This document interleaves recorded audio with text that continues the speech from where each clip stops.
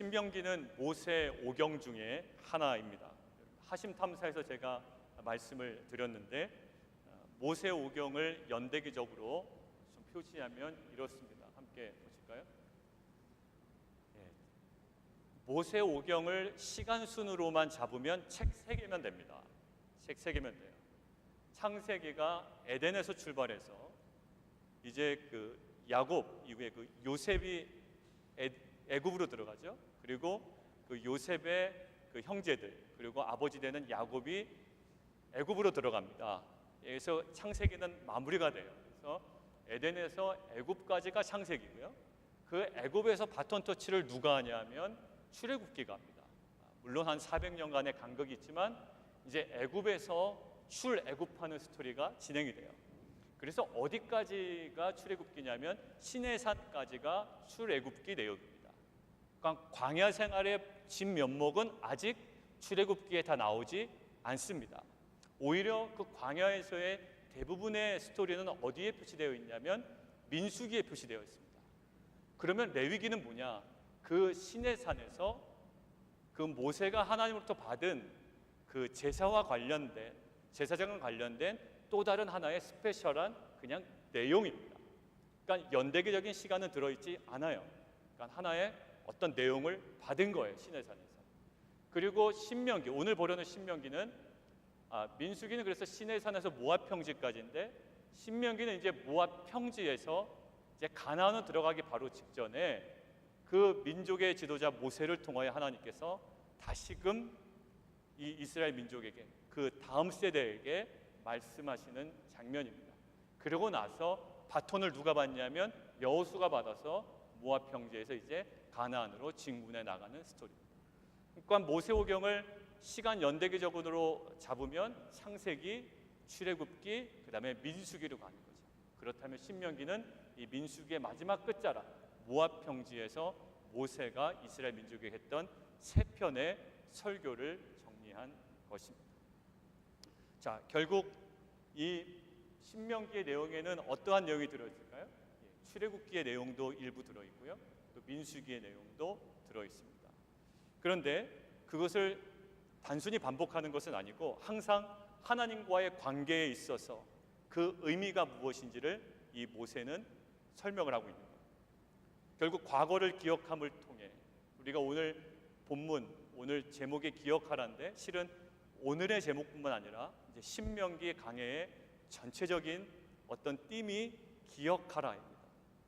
이 과거를 기억함을 통해 그 약속의 땅 그리고 가나안 땅에 입성을 앞두고 있는 이스라엘 백성들이 이제 그 약속의 땅에서 실패하지 않기를 간절히 바라는 하나님의 그 마음이 기록된 책입니다. 이 신명기 강해를 통해서 우리가 여전히 광야를 걸어가고 있습니다. 저희. 그러나 어떤 의미에서는 저희가 광야의 시기를 마치고 이제 약속의 땅으로 들어가기 직전에 서 있는 경우입니다. 그렇다면 공동체와 각 가정들에게 광야의 시절을 기억시키심을 통해 하나님께서 주시는 분명한 이 신명기를 통해 주시는 메시지가 있을 것이라고 믿습니다. 그 음성 속에 담긴 우리를 향한 그 사랑과 섭리를 깨달아 그 하나님의 은혜를 누리는 귀한 은혜의 시간 되기를 원합니다. 오늘은 2가지 대지로 함께 나누기를 원합니다. 첫 번째는 이겁니다. 열매와 안악자손 사이에서 언약을 기억하라. 오늘 장면은요, 성경에 나온 것처럼 38년 전, 거의 40년 전에 있었던 이야기를 다시금 이야기하는 겁니다. 민수기에 기록되어 있던 장면이죠. 광야에서 우리가 찾아볼 수 있는 대표적인 불순종 사건입니다. 이것을 신명기 앞부분에 제일 먼저 기록하고 있어요. 지금 신명기를 써 내려가고 있는데 제일 첫 부분에 이스라엘 민족의 대표적인 불순종 사건을 기록하고 있습니다. 자, 그런데 오늘 좀 주목하기를 원하는 것은 이거예요. 이스라엘 민족의 그 스탠스에서 관찰되는 부분이 있습니다. 지금 이스라엘 민족의 스탠스를 가만히 보세요. 자, 25절에 이렇게 기록되어 있습니다. 우리의 하나님 여호와께서 우리에게 주시는 땅이 좋더라라고 되어 있죠. 25절에 보면 반응이 분명히 그렇게 되어 있습니다. 우리의 하나님 여호와께서 우리에게 주시는 땅이 좋더라라는 반응이에요. 자, 그러면 되는 거 아니에요? 좋으면 좋은 것으로 끝나면 되잖아요. 그런데 다른 스탠스가 보인단 말이에요. 하나님께서 우리에게 주신 그 땅이 참 좋더라라고 이야기했으면 그것으로 가름하면 되는데 또 다른 스탠스가 하나 나옵니다. 26절 보시면 뭐가 있죠? 원하지 아니하고, 그리고 하나님 여호와의 명령을 거역하고, 27절이요. 원망하고, 그리고 그 다음에 하나님이 우리를 미워하셔서 멸하시려고 한다. 예, 좀 이상해요. 이상하게 생각이 당연히 들어야 됩니다. 하나님께서 우리에게 주시는 땅이 좋더라라고 이야기하는 스탠스가 하나 있고요. 원하지 아니하고 명령을 거역하고 원망하고 하나님이 우리를 미워서 멸하시려고 한다라는 전혀 다른 그 섹터가 있단 말이에요. 땅이 좋다고 하는 고백과는 사뭇 다른 상반된 반응이 지금 보이는 거예요. 자, 이 본문을 묵상하는데 주목되는 부분이 그 본문 안에 있었어요. 뭐냐면 땅이 좋더라라고 할 때 그 25절 앞부분에 이스라엘 민족이 주목하던 것이 있었습니다. 25절 함께 보실래요? 25절 함께 읽습니다. 시작. 그 땅의 열매를 손에 가지고 우리에게로 돌아와서 우리에게 말하여 이르되 우리의 하나님 여호와께서 우리에게 주시는 땅이 좋더라. 예, 그렇게 이야기하죠. 자, 근데 저에게 주목된 건 뭐냐면 땅이 좋더라 할 때 25절 앞부분에 주목된 건 뭐냐면 그 땅의 열매를 손에 가지고 우리에게 돌아오는 거예요. 열매가 손에 있는 겁니다. 자, 결국 뭐냐면 열매였어요. 민수기에도 이렇게 기록되어 있습니다. 포도송이가 달린 가지를 베어 들어 막대기에 깨어 메고 또 석류와 무화과를 땄다. 막대기에 깨어서 포도송이를 가지고 올 만큼 열매가 어떻다고요? 굉장히 컸다고요. 열매를 보니 어떻다고요? 예, 그 땅이 참 좋더라라는 인식이 되어 있다고요. 자, 이것은 뭘까요? 팩트예요. 아, 열매를 보니까 그 땅 좋은 거 맞아라는 거예요. 그런데 전혀 다른 상반대 스탠스를 취하게 된 이유가 무엇일까요? 28절이에요. 이렇게 되어 있어요. 그 백성은 우리보다 창대하며 성읍들은 크고 성곽은 하늘에 닿았으며 우리가 또 거기에 안악자손을 보았노라 하는도다 하기로. 결국 뭐죠? 열매를 보니 좋은 땅이긴 한데 무엇을 보니까요? 안악자손을 보니 부담이 되는 거예요. 이것도 팩트입니다. 그러니까 부담을 느끼는 것 자체가 나쁜 것은 아니에요. 열매를 보고 좋아하는 것도 자연스러운 태도고요. 안악자손을 보고 부담 느끼는 것도 자연스러운 태도입니다. 아마 이런 것과 비교해 볼 수 있을까요? 넓고 좋은 집이 있습니다. 그 집을 바라보면 입에서 뭐가 나올까요? 그 집이 참으로 좋더라라는 고백이 나올 거예요. 야, 집 참 좋다라는 고백이 나올 겁니다. 그런데 한편으로는 이런 마음이 있는 거예요. 집이 너무 넓다 보니까 청소할 일이 걱정되는 거예요. 그러니까 한 10에이커 되는 면적에 되는 그 농장 같은 잔디를 관리를 어떻게 할 거예요? 또 거기서 뛰노드는 가축들은 누가 키울 거며? 이게 너무 부담이 되는 거예요.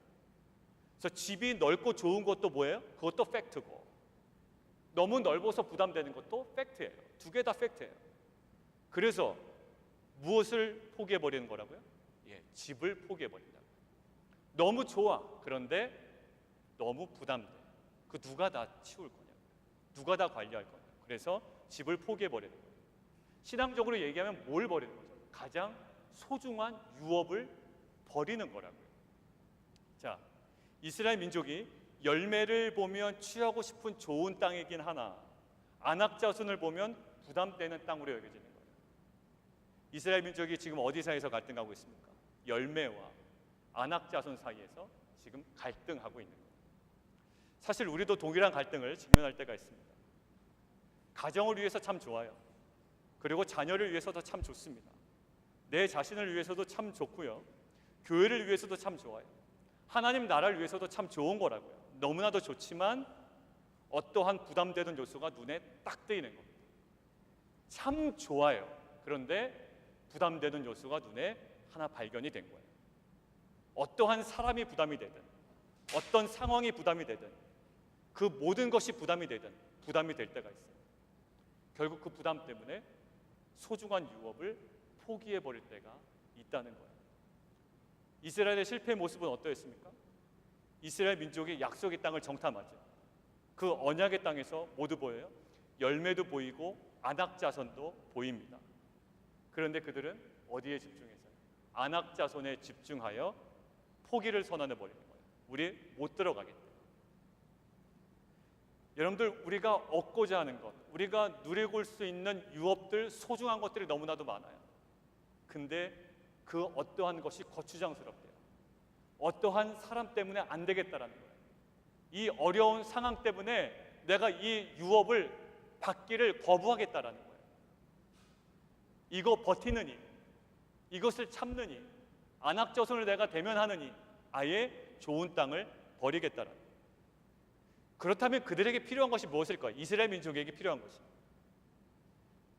단순히 우리 이렇게 생각할 수가 있습니다. 열매에 집중해서 긍정적이고 적극적인 태도로 그것으로 진군했어야 한다, 이런 자세일까요? 그냥 긍정적인 사고로 그 땅을 막 달려가야 될까요? 적극적인 태도로 포기하지 않아야 되나요? 하나님께서 우리에게 요구하시는 것이 겨우 긍정적인 사고와 적극적인 태도일까요? 아니에요. 하나님이 원하시는 것은 어려운 환경 속에서도 긍정적인 마인드와 적극적인 태도로 그 땅을 취해라 라는 것이 하나님의 메시지가 아니라고. 하나님께서 원하시는 것은 말씀에 대한, 언약에 대한 믿음이었어요. 그것이 적극적인 면으로 보일 수는 있을지라도 하나님은 우리에게 정작 주시고자 하는 것은 적극적인 태도와 긍정적인 태도를 요구하는 것이 아니에요. 언약에 대한 믿음을 요구하시는 거예요. 그것이 때로는 적극적인 면으로 보일 수도 있고 때로는 굉장히 소극적인 면으로 내가 포기하는 면으로도 보일 수가 있습니다. 말씀에 대한 확신으로 적극적으로 그 땅에 나갈 수도 있고요, 말씀에 대한 확신으로 그 땅을 믿음으로 포기할 수도 있는 거예요. 그러니 우리는 일관적으로 열매를 바라보고 적극적으로 나가야 한다라는 것을 하나님께서 우리에게 명하진 않으셨다라고. 무엇이라고요? 말씀에 대한 믿음이었어요. 언약에 대한 믿음. 가나안 땅은 무슨 땅입니까? 약속의 땅이에요. 가나안 땅은 약속의 땅이에요. 그래서 이스라엘 민족에게 필요한 것은 바로 언약의 관점으로, 결국 그 믿음으로 그 땅을 바라보는 것이 필요했다고. 언약의 시선으로 가나안을 바라보지 못한 것을 성경은 무엇이라고 얘기하고 있습니까? 32절에 이 일에 너희가 너희 하나님 여호와를 믿지 아니하였다라고 이야기합니다. 그러니까 언약의 시선으로 가나안을 바라보지 못한 것을 무엇으로 바라보고 있다고요? 소극적이다라고 이야기하지 않으셨어요. 부정적이다라고 이야기하지 않으셨다고요. 무엇이라고요? 믿음이 없다라고 이야기하죠. 그것은 뭘까요? 말씀에 대한 믿음이에요. 말씀에 대한 확신이고요.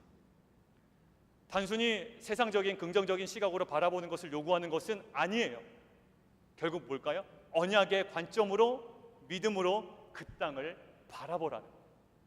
언약의 관점으로 열매를 바라보고 언약의 관점으로 안악자손을 바라보라는 것이죠. 자, 그러고 보니 예수님은 어떠셨을까요? 예수님은 구속사를 감당하셔야 되는 귀한 사명이 있으셨다. 예수님은 구속사를 감당하는 귀한 사명이 있으셨습니다. 그러나 그 사명은 영광스러운 열매도 물론 있습니다. 영광스러운 열매도 있어요. 그런데 동시에 십자가의 죽음이라는 강력하게 부담되는 요소가 공존해 있다고요. 열매도 있지만 십자가의 죽음이라는 굉장히 부담되는 그런 요소가 지금 공존하고 있어요. 이때 예수님께서 보이셨던 반응이 있습니다. 예수님께서 보이셨던 반응이 있어요.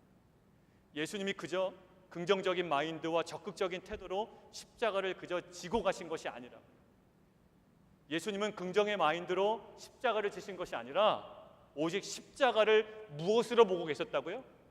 십자가를 하나님의 언약의 성취로 보고 계셨다고. 그러니까 내가 이것을 적극적인 것으로 취하리라가 아니라 이것을 하나님의 언약의 성취로 보고 계셨어요. 결국 예수님께 견지되었던 그 언약의 관점이 십자가를 감당해내는 능력이 되었다는 거예요.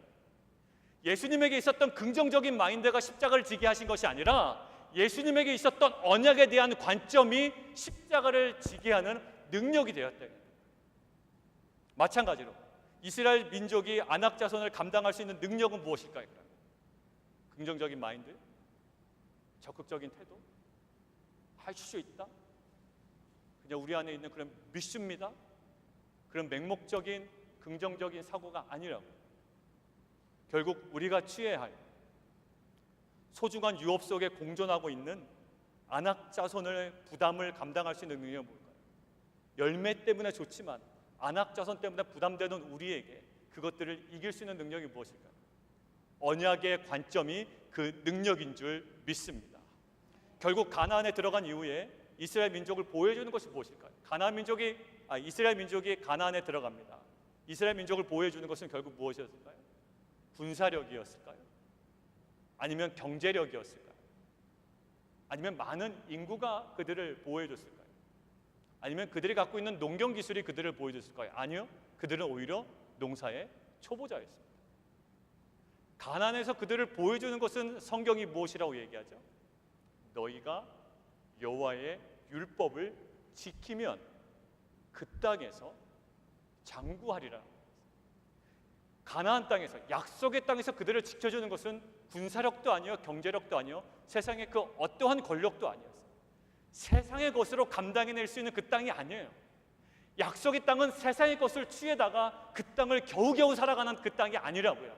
약속의 땅은 오직 무엇으로? 언약을, 하나님의 말씀을, 율법에 순종함으로 우리가 살아갈 수 있는 땅이 언약의 땅인 줄 믿습니다. 왜요? 가나안은 약속의 땅, 언약의 땅입니다. 여러분들, 우리의 가정도 마찬가지입니다. 우리의 가정도 언약의 땅인 줄 믿습니다. 우리 교회 공동체도 언약의 공동체인 줄 믿습니다. 여러분들의 자녀들도 언약의 자녀인 줄 믿습니다. 그런데 무엇으로 여러분들이 감당해내려고 하면, 아까 우리 집사님 기도한 것처럼 우리가 계속 묵상했던 말씀이지만, 스스로 웅덩이를 파고 세상의 것으로, 적극적인 사고로, 경제력으로, 소유함으로, 나의 부유함으로 그 모든 것들을 약속의 땅에서 살아가려고 그런다고요. 내 약속의 가정을 그것으로 버텨나가려고 그런다고요. 내 자녀를 세상의 것으로 채워서라도 세상에서 성공하고 인류 되게끔 만들게 하겠다라는 거예요. 아니에요. 예수님께서 걸어가셨던 십자가의 길도 세상에서 가장 미련하게 보이는 십자가의 길이었다고요. 그 당시에 많은 사람들이 저주스럽게 생각하는 그 십자가의 길로 구속의 은혜를, 구속사를 이뤄내셨어요. 우리가 언약의 땅에서 언약의 가정을, 언약의 이 공동체를, 이 교회 공동체를, 언약의 자녀를 온전히 세워나가고 회복시켜 나가는 데 필요한 게 뭘까요? 바로 하나님의 그 말씀, 언약의 관점이 우리 가운데 회복되어야 그것이 우리에게 능력이 되는 줄 믿습니다. 결국 뭐냐면, 이 공동체를 유지하기 위해서 교회 공동체도 마찬가지고요, 가정 공동체도 마찬가지고, 자녀들도 마찬가지고, 현실적인 준비 이전에 그것들을 전면 배제하는 것은 아니에요. 그러나 그 모든 것 준비 이전에 우리가 집중해야 되는 것이 있습니다. 그것은 언약의 관점을 회복하고 말씀으로 돌아가는 것인 줄 믿습니다. 그렇기 때문에 우리 자녀들에게 꼭 남겨야 하는 훈련이 있습니다. 어제도 우리가 리더십들 모이고 또 우리 남성 큐티방에서 이야기한 것처럼 정말 우리 자녀들에게 주고자 하는 것이 있어요. 뭐냐면 평생에 하나님의 말씀을 통하여 살아계신 하나님과 살아있는 교제를 하는 것, 그리고 하나님과 살아있는 교제를 통하여 하나님의 뜻을 분별해내요. 세상이 요구하는 건 많지만 세상에 속한 자가 아님을 스스로 선포하고 하나님의 말씀, 십자가의 길로 세상을 감당하는 우리 자녀들이 되기를 원하는 거예요. 그런데 우리가 겨우 세상의 것 몇 가지 아이들에게 주고 부모 역할 다 했다라고 이야기할 수 있겠습니까? 우리의 자녀들은 살아계신 하나님의 말씀을 통하여 그 하나님과의 깊은 인격적인 관계를 누리고, 그 관계 속에서 아버지의 음성을 듣고 세상의 메시지가 아니라 이제는 하나님께서 원하시는 십자가의 길을 넉넉히 걸어가며 승리하는 귀한 자녀들 되기를 원합니다. 열매와 안악자손 사이에서 갈등하는 우리에게 하나님 말씀하세요. 열매 보면 참 좋은 땅이에요. 근데 안악자손 보면 포기하고 싶어요. 이런 거죠. 참 좋은데 남편 생각하면 다 때려치고 싶어요. 부인 생각하면 다 때려치고 싶고, 어떤 사람 보면 다 때려치고 싶어요. 이런 여러 가지 정국이나 상황 보면 다 때려치고 싶어요. 그러나 이것이 너무나 소중한 유업인 걸 알아요. 그때 우리가 회복해야 될 관점이 무엇이라고요? 이렇게 우리에게 말씀하십니다. 열매도 아닌, 안악자손도 아닌, 오직 언약의 관점으로 그 유업을 바라보라는 거예요. 회복된 언약의 관점을 통해 그 약속의 땅에서 안악자손을 능히 감당해내는 귀한 성도님들 되시기를 원합니다. 두 번째는 이겁니다. 두 번째는, 첫 번째는 이거였죠. 열매와 안악자손 사이에서 언약을 기억하라라는 거였죠. 두 번째는 이겁니다. 말씀의 명확성과 상황의 모호함 사이에서 하나님을 기억하라. 말씀의 명확성과 상황의 모호함 속에서 하나님을 기억하라. 자, 열매와 안악자손 사이에서 갈등하는 이스라엘 민족을 우리가 봤습니다. 그때 열매도 아니고 안악자손도 아닌 언약을 우리는 기억했어야 돼요. 언약을 바라봐야 돼요. 언약의 관점이 우리 가운데 회복돼야 돼요. 우리 가운데 이제 교회 공동체를 세워나갈 때도 하나님께서 주신 좋은 땅인 거 알아요. 정말 이렇게 좋은 성전. 다음 주부터는 이제 오르간 우리 집사님께서 반주도 해주실 거고 사용 승인이 떨어졌기 때문에 이 좋은 땅에 들어왔는데 이 부담되는 안악자손 뭔가가 있는 거예요. 있잖아요. 뭐 사람일 수도 있고 상황일 수도 있고. 자, 근데 우리는 무엇을 경험해야 됩니까? 열매 때문에 우리가 흥분할 필요도 없어요. 그리고 안악자손 때문에 침울할 필요 없다. 우리가 오직 바라보기를 원하는 것은 하나님의 언약이에요. 왜 우리 공동체를 불러내셨는지, 왜 우리 공동체를 세우셨는지, 무엇을 하기를 원하시는지, 무엇을 감당하기를 원하시는지, 이 언약의 관점만 있다면 이 세상 가운데 규모에 상관없이 하나님의 영광스러운 사명을 감당하는 공동체가 될 줄 믿습니다. 자, 그런데 오늘 보면 이스라엘 민족의 삶에서 갈등 상황이 두 가지가 한 가지가 더 발견이 됐어요. 자, 보면 약속의 땅을요 신중히 분석하려고 합니다. 22절이에요. 22절 함께 봉독하겠습니다. 22절 시작. 너희가 다 내 앞으로 나와 말하기를 우리가 사람을 우리보다 먼저 보내어 우리를 위하여 그 땅을 정탐하고 어느 길로 올라가야 할 것과 어느 성읍으로 들어가야 할 것을 우리에게 알리게 하자 하기에. 자, 보세요. 여기 보면 마음에 걸리는 구절들이 자꾸 나와요. 우리가 사람을 보내자. 그 다음에 우리를 위하여 하자. 그리고 그 여러 가지 뭐 구체적인 것들을 우리에게 알리게 하자. 우리를 위하여 막 이런 표현들이 좀 이상해요. 그럼에도 불구하고 아직 가보지 않은 그 땅을 신중하게 분석하는 태도 나쁘지 않은 태도입니다. 왜냐하면 뭐 하나 계획을 세울 때도 신중하게 상황을 분석하고 우리의 장점과 단점이 뭐며 상황적으로 우리에게 유리한 것과 불리한 것이 무엇인지 그 수학 분석이라고 그러죠. 그래서 무엇이 우리에게 장점과 단점이고 우리에게 유리하고 불리한 상황이 무엇인지를 조합하여 새로운 전략을 꾸미는 것, 이것은 굉장히 유익한 것이고 올바른 태도 맞습니다. 그런데 이 태도가 오늘 그렇게 좋아 보이지 않는 것입니다.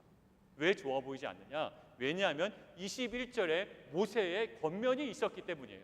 21절에 후반부에 이렇게 나와 있습니다.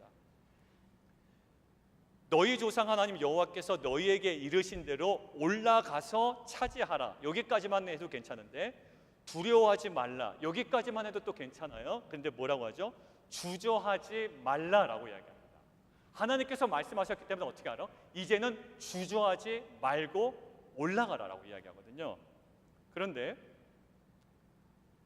뭐라고 하죠? 우리가 사람을 보내자, 우리를 위하여 정탐하자, 어느 길로 올라갈지, 어느 성으로 들어갈지 여러 가지로 분석하자라는 거예요.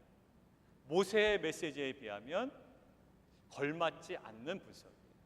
분석 자체는 나쁘지 않으나 지금 21절의 이런 상황에 비추어 보면 약간 어색한 스탠스예요. 자, 이 땅은 우리에게 주신 땅이다 라는 무엇은 확실합니까? 확실한 말씀은 있잖아요. 이 말씀이 없다면 이러한 신중한 분석이 꽤 의미 있는 행동이 될 거예요. 유의미한 행동이 될 거라고요.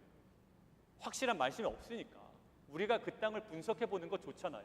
그러나 지금 확실한 말씀이 있는 거예요. 그리고 주저하지 말라라는 권면도 있었어요. 그런데 분석을 하고 있습니다. 자, 보면 아브람과 이삭과 야곱을 통해서, 그리고 모세를 통해서 여러 번 수차례 아주 확실하게 하나님께서 말씀을 주셨어요. 그런데 이들에게 문제는 뭘까요? 말씀은 분명한데 그 땅에 대한 모호함은 해결되지 않는 거예요. 우리에게 주신 말씀은 확실한데 그 땅에 대한 모호함은 아직 있는 겁니다. 자, 그래서 그 모호함을 해결하고자 그 약속에 대한 분석에 들어가는 거예요. 그런데 그 모호함을 해결하고자 약속의 땅에 대해서 막 분석한 결과는 어떻게 됐습니까? 자신들의 모함에 대한 해결을 위해서 약속의 땅을 분석을 해봤더니 그 결과는 어떻게 됐어요? 더 미궁에 빠지는 거예요. 잘해보려고 분석을 했는데 더 미궁에 빠져요. 왜? 이거 가야 하나라는 생각이 듭니다. 보세요. 말씀은 확실하죠. 그런데 상황적 모함은 있어요. 그래서 말씀 잠깐 제쳐두고 상황에 대한 모함을 해결하려고 분석해보니 어떻게 돼요? 더 미궁에 빠집니다.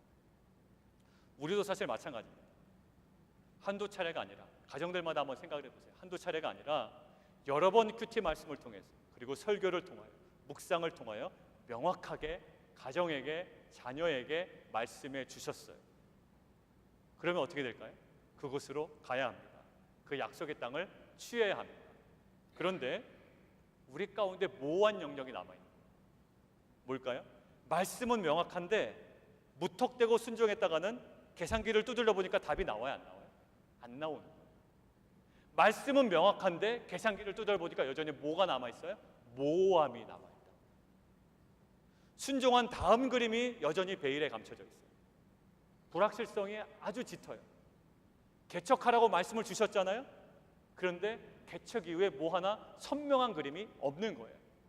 개척하라라는 말씀은 명확한데 개척 이후의 그림이 모호한 겁니다.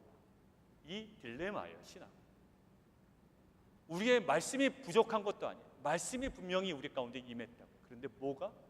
상황이 모호하기 때문에 우리가 항상 딜레마에 있어요. 사업을 하라고 말씀도 주셨습니다. 그리고 이주를 하라고 말씀도 주셨어요. 그 말씀을 주셨는데 뭐가 안 돼요? 해결 안 되는, 확실하지 않은 요소가, 모호한 요소가 많은 거예요. 분명히 비즈니스 해라, 또 이 사업을 감당해라, 이 학업을 감당해라, 이 사명을 감당해라, 또 이 지역에서 너희의 사역을 온전히 펼쳐라 라는 말씀을 주셨는데 그 상황이 아직 모호하기 때문에. 근데 생각해 보니까 사실 아브라함에게 귀한 부분이 뭐였나요?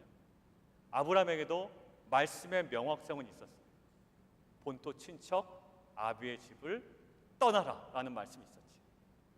그런데 약속의 땅에 대한 모호함은 사실 아브라함에게 여전했다. 어디로 갈지 몰랐다. 말씀은 명확했지만 상황적 모호함은 여전히 남아있었어요. 어디인지, 어떻게 가야 되는지, 뭐 우버를 타고 가야 되는지, 교통표는 어떻게 되는지 아무것도 몰라요. 근데 뭐는 확실해? 말씀은 확실했다. 자, 결국 뭐 어떻게 했을까요? 아브라함은 오늘 21절처럼 주저함 없이 떠났습니다. 주저함 없이 떠났습니다. 말씀에 대한 명확성을 붙잡고 모함을 깨고 나갔다. 주저함 없이 떠나요. 그렇다면 말씀의 명확성과 상황의 모호성 사이에 우리에게 필요한 것이 무엇일까요? 말씀은 명확해. 이곳을 지키래. 아니면 떠나래. 어느 곳으로 이주하래. 사업을 하래. 이 학업을 감당하래. 이 진로를 향해 가려는 거예요. 이 사람과 결혼해라. 이 가정을 꾸려라. 말씀은 명확해. 근데 뭐가? 모호해. 꼭 저희 결혼할 때랑 비슷한 것 같아요. 저에 대한 확신은 있었대요. 그러니까 이 사람과 결혼하라는 하나님의 뜻인 거는 확실했는데 뭐에 대한 모호성? 제가 학생이었잖아요. 그러니까 계산기가 두드리니까 답이 안 나는 거죠. 돈도 못 버는 사람인데 이 사람과 결혼하면 경제적인 생활을 어떻게 할 거라는 그 모호성이 있는 거예요. 말씀은 확실하지만 모호성이 남아있어요. 자, 그때 우리가 기억해야 될 것은 무엇일까요? 오늘 본문에 의거해서 보면 여러 가지가 우리에게 신앙적으로 도전이 될 수가 있겠지만 오늘 본문에 의거하면 하나님을 기억하는 겁니다. 하나님을 기억하는. 어떤 하나님이실까요? 30절.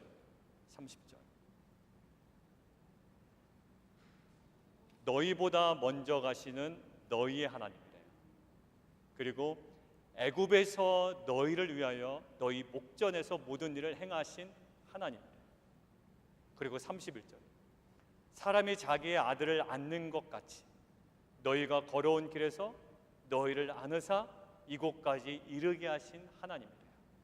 33절, 너희보다 먼저 그 길을 가시고 장마칠 곳을 찾으시고 밤에는 불로 낮에는 구름으로 너희가 갈 길을 지시하신 하나님을 기억하라는 거예요. 여러분들, 이스라엘 민족은 애굽에 400년의 식민지 기간이 있었습니다. 그 시간을 어떻게 기억할까요? 너무 힘들었다, 아마 이렇게 기억하지 않을까요? 애굽의 10가지 재앙 어떻게 기억할까요? 본인들도 힘들었을 거예요. 10가지 재앙인데도 애굽의 바로 왕이 아주 마음이 완악해져서 끝까지 보내지 않는 그 상황 가운데 긴장 관계 속에 살아야 했던 거예요. 홍해의 긴박한 사건, 잘 나오나 했더니 홍해가 딱 가로막고 있는 겁니다. 막 불평도 하잖아요. 힘들어 하잖아요. 근데 갑자기 홍해가 열려버려요. 그리고 하나님께서 그곳을 마른 땅으로 만드세요. 푹 젖어 있는 땅, 물만 없어도 괜찮을 것 같은데, 물만 없어도 감사할 것 같은데 그 땅을 완전 마른 땅으로 만드는 거예요. 그 길을 평안하게 걸어요. 그리고 나중에 다쳐서 군대 오는 애국 군대가 수장 나갑니다. 식수가 모자라요. 막 목마르다고 불편함이 있었어요. 근데 하나님께서 때에 맞춰서 그 물의 가람도 해결해 주세요. 자, 이 모든 것들을 뭘 기억하라고요? 그 과거에 여러분들이 정말 숨막히고 너무나도 힘들고 겨우겨우 근근히 버티며 살아왔던 과거가 있다. 사람들에게 말도 못하고 어렵게 살아왔던 삶의 흔적이 있다. 근데 무엇을 기억하라고요? 그 어려운 삶이 단순히 여러분들이 고생한 삶이 아니라 하나님이 이미 계획하시고 아버지의 뜻을 이루어낸 언약이 성취된 삶이 여러분의 과거였다고요. 그때 일하신 누구를 기억하라? 하나님을 기억하라. 여러분들, 우리가 예레미야서 묵상하고 있잖아요. 근데 어떻다고요? 하나님이 계획하시고 하나님이 작정하시고 하나님의 뜻을 이루시는데 어떻게 한다고요? 쇼케드 하신다.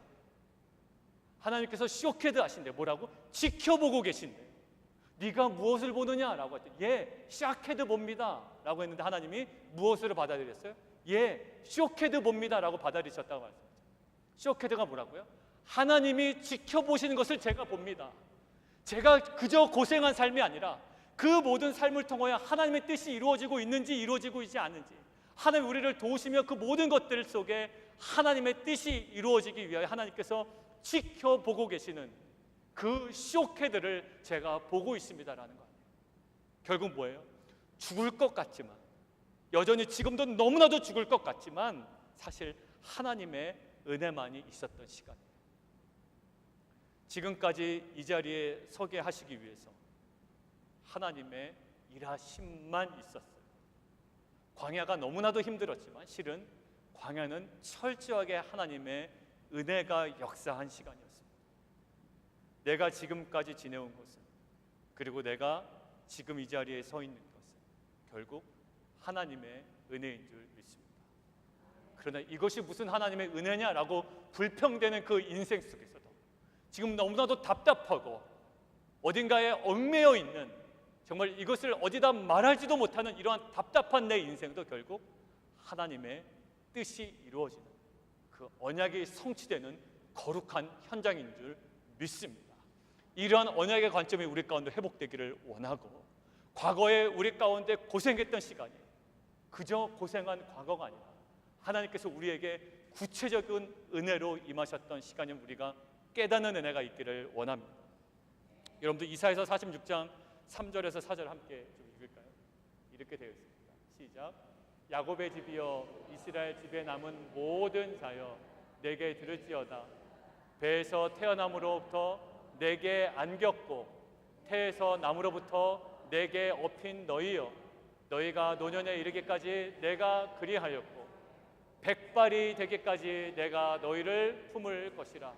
내가 지었은즉 내가 업을 것이요 내가 품고 구하여 내리라. 아멘. 이것이 하나님의 은혜입니다. 로마서 8장 38절 39절에도 그렇게 나와 있습니다. 내가 확신하노니 사망이나 생명이나 천사들이나 권세자들이나 현재 일이나 장래 일이나 능력이나 높음이나 기쁨이나 다른 어떤 피조물이라도 우리를 우리 주 그리스도 예수 안에 있는 하나님의 사랑에서 끊을 수 없으리라. 이것이 하나님께서 우리의 삶을 말씀으로 지탱해 가시는 하나님의 은혜요 능력인 줄 믿습니다. 우리 안에 이것이 과연 약속의 땅인가라는 불평이 있을 수도 있지만 우리는 약속의 땅에 지금 서 있습니다. 그러나 여전히 안악 자손이 있어요. 약속의 땅인데 너무나도 부담되는 안악 자손이 있고요. 그리고 명확한 말씀은 있지만 뭐가 있어요? 모호함이 여전히 있습니다. 그런데 그 언약의 관점으로 그리고 지금까지 인도하신 하나님을 기억함으로 약속의 땅에서 영적으로 성공하고 사명을 온전히 감당하는 귀한 공동체 되기를 원합니다.